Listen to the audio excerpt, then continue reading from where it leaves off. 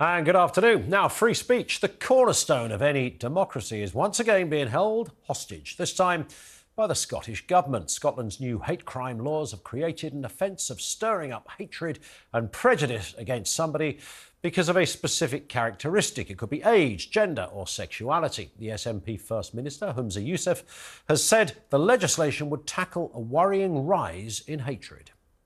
Around the Hate Crime Act, I think every single person recognises that there's been an increase in hatred, not just in the UK, but right across many parts of the world. And that's why a piece of legislation that protects people and some of our most marginalised groups, while at the same time protecting those fundamental values like freedom of expression, I think that legislation is something we should all be proud of. Well, another of the First Minister's loyal lieutenants went even further. The Victims Minister, Siobhan Brown, warned someone could be arrested for misgendering someone. Look, I'm sorry, but let's cut to the chase here. A transgender woman is biologically born a man. Now, if I were to say that outside Holyrood, I could be carted off in handcuffs in the back of a police van. Someone who I know isn't afraid to call out this terrible legislation for what it is JK Rowling. The Harry Potter author took to social media to post a series of tweets describing several transgender women as men. They include the double rapist Isla Bryson. She, of course, was the transgender woman who was sent to a male prison.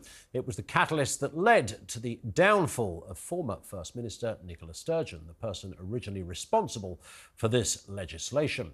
JK Rowling's comments came just days after an SNP member admitted that the author could be subject to multiple complaints from trans campaigners when the new law came into force yesterday. One person who's backing Rowling is Rishi Sunak. We should not be criminalising people saying common sense things about biological sex. Clearly that isn't right. We have a proud tradition of free speech, and I think it just shows, whether it's the SNP or the Labour, these are the wrong set of priorities for the country. Well, I think Scotland's First Minister should listen to the Prime Minister, or maybe he should have taken one look outside his Holyrood office yesterday. He would have seen hundreds of people protesting against this archaic and draconian legislation.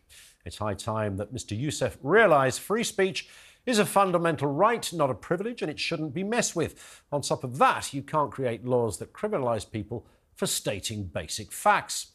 Today's question, we're asking this: is free speech in the UK under threat? I want your views on this and all the areas that surround this murky area of our current state of politics. 0344 499 1000. That's where you'll find us. You can text 87222 or on the socials, it's @TalkTV.